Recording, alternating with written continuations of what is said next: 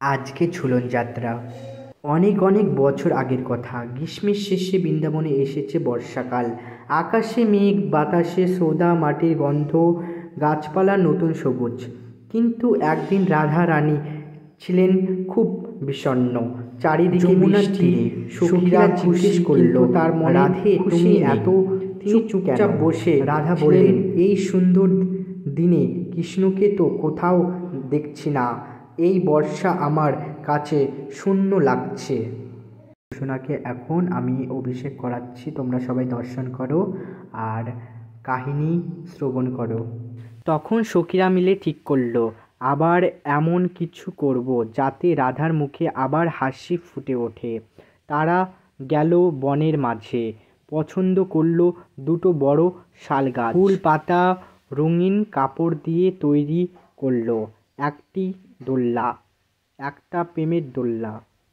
তারা বলল, রাধে এসো, আজ আমরা তোমায় বসাবো প্রেমের দোলনায়। এই দোলনায় কৃষ্ণ আসবেন তোমার সঙ্গী বোঝাতে। রাধার মুখে এলো মৃদু হাসি, তিনি উঠলেন দোলনায়।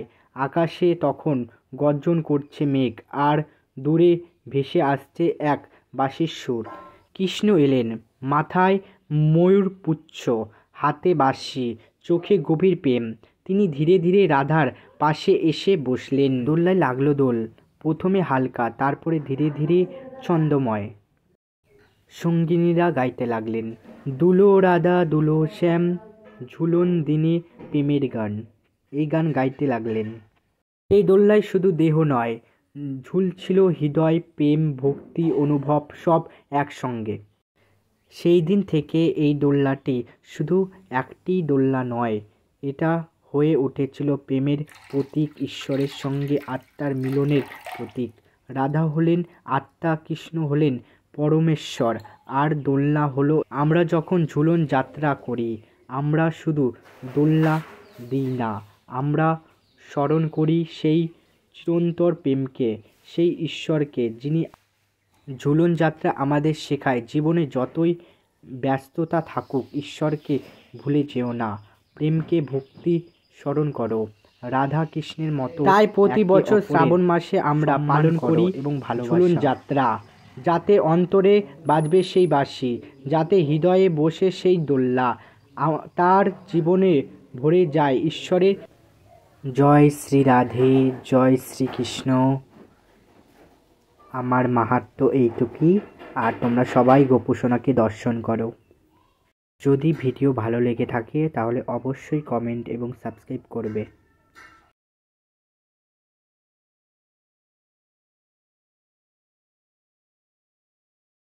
সোনাকে সিঙ্গার করাবো, সেই কারণে সবকিছু গুছিয়ে নিলাম।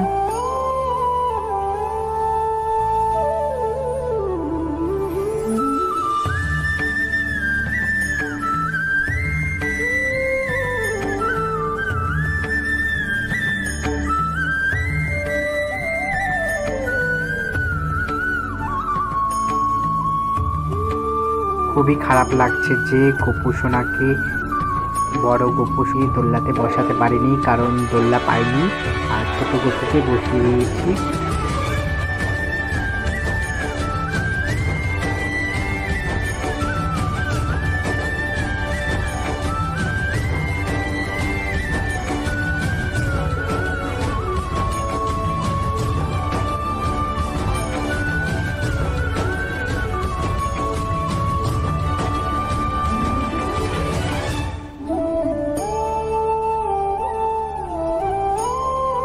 এখন ফুল দিয়ে সুন্দর করে গোপুসোনার সিংহাসন দিয়ে সাজিয়ে দিচ্ছি।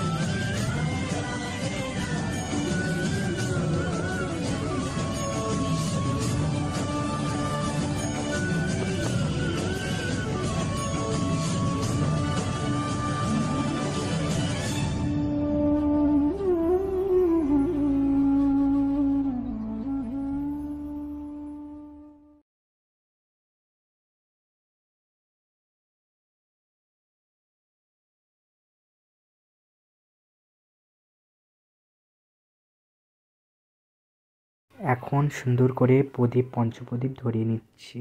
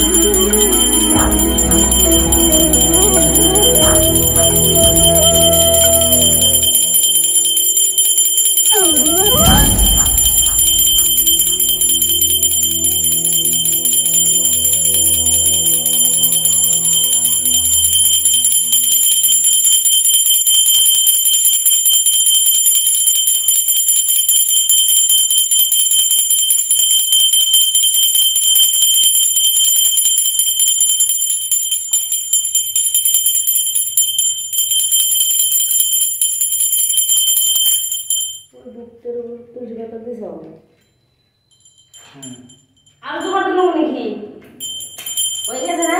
না, আর দিব লাগবে। হ্যাঁ, তাহলে আমি নিচে গেলাম।